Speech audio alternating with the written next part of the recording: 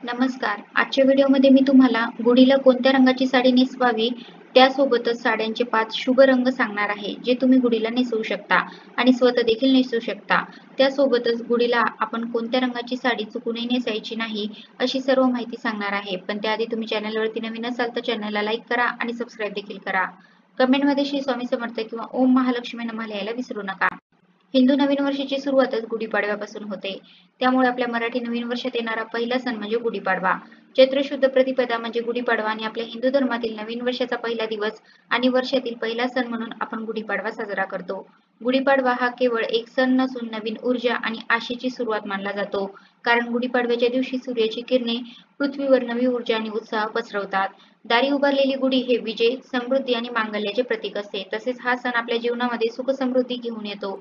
आणि सर्वात महत्त्वाचं म्हणजे गुढीपाडवा हा 3.5 मुहूर्तांपैकी एक पूर्ण मुहूर्त असल्याने हा संपूर्ण दिवस अतिशय शुभ मानला जातो. या दिवशी जर तुम्हाला एखादे चांगले कार्य करायचे असेल तर त्यासाठी कोणताही मुहूर्त पाहण्याची गरज नाही. 3.5 मुहूर्तांपैकी एक पूर्ण मुहूर्त म्हणून गुढीपाडव्याची ओळख आहे.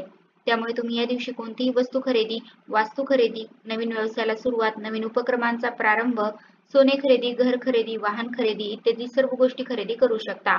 म्हणजे या दिवशी मोठ्या प्रमाणावर सुद्धा तुम्ही गुंतवणूक करू शकता. उलट या दिवशी जर तुम्ही एखादी वस्तू खरेदी केली किंवा सोने खरेदी केले तर त्यामध्ये उलट वाढ होत जाते. त्याबरोबरच या दिवसापासून तुम्ही जर एखादा व्यवसाय सुरू केला, नवीन उपक्रम सुरू केला तर त्यामध्ये तुम्हाला हमखास यश प्राप्त होते. इतका हा दिवस शुभ असतो. गुढीपाडव्याचं महत्त्व सांगायचं झालं तर याच दिवशी ब्रह्मदेवाने सृष्टीची निर्मिती केली आणि याच दिवशी प्रभू श्री रामचंद्र 14 वर्षाचा वनवास भोगून अयोध्या नगरीत परत आले आणि लोकांनी त्यावेळी मोठ्या आनंदाने घरोघरी तोरणं बांधली, घरोघरी गुढी उभारल्या आणि आनंदोत्सव साजरा केला. तोच हा दिवस म्हणजे गुढीपाडवा आणि तेव्हापासून ही गुढी उभारण्याची परंपरा सुरू झाली. गुढीपाडव्याच्या दिवशी दारासमोर किंवा अंगणात गुढी उभारून तिची पूजा केली जाते. गुढी उभा करण्यासाठी वेगवेगळ्या साहित्यांचा वापर केला जातो, जसे की बांबूची काठी, तांब्याचा कलश, कडुनिंबाची डहाळी, साखरेचा गाठी हार. पण त्यापैकीच एक महत्त्वाचं साहित्य म्हणजे साडी. आपल्या हिंदू धर्मामध्ये प्रत्येक रंगाचं वेगळं आणि अनन्यसाधारण असं महत्त्व आहे. कारण प्रत्येक रंग आपल्याला एक वेगळी ऊर्जा प्रदान करतो. काही रंग सकारात्मक, शुभदायी लहरी प्रदान करतात आणि काही रंग अशुभ मानले जातात, नकारात्मकतेचे प्रतीक मानले जातात. पण आपल्या हिंदू धर्मामध्ये असेही काही 4-5 रंग आहेत की ते खूप शुभ मानले गेले आहेत. प्रत्येक कार्यासाठी किंवा देवकार्यासाठी हे रंग वापरले जातात.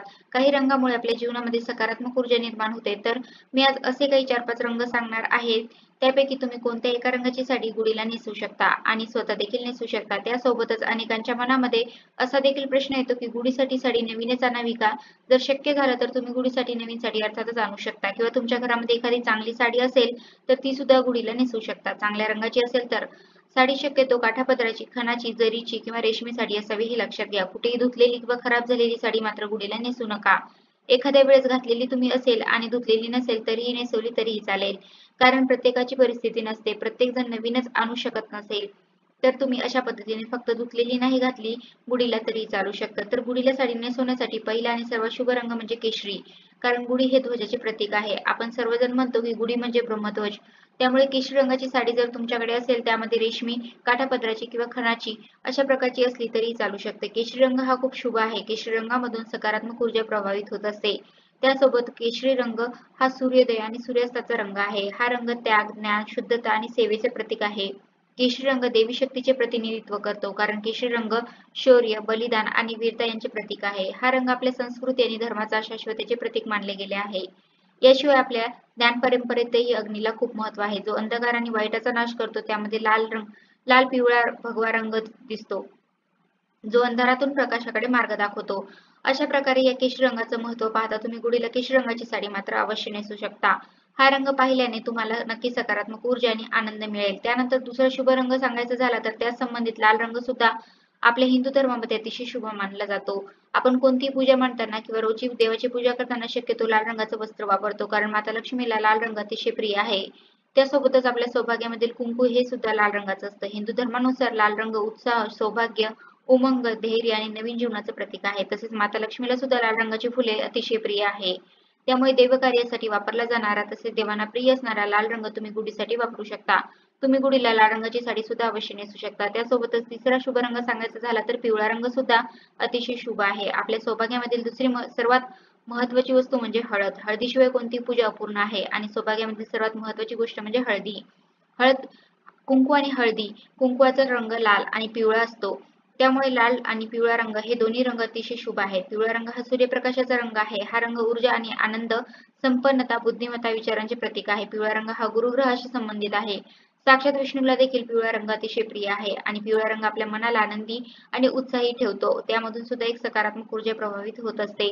त्यामुळे तुम्ही गुढीला पिवळ्या रंगाची साडी सुद्धा नक्कीच नेसू शकता. त्यानंतरचा सर्वात महत्त्वाचा आणि शुभ रंग म्हणजे हिरवा. हिरवा रंग हा सौभाग्याचं प्रतीक मानला जातो. त्यामुळे हिरवा रंग हा नक्कीच शुभ असणार आहे.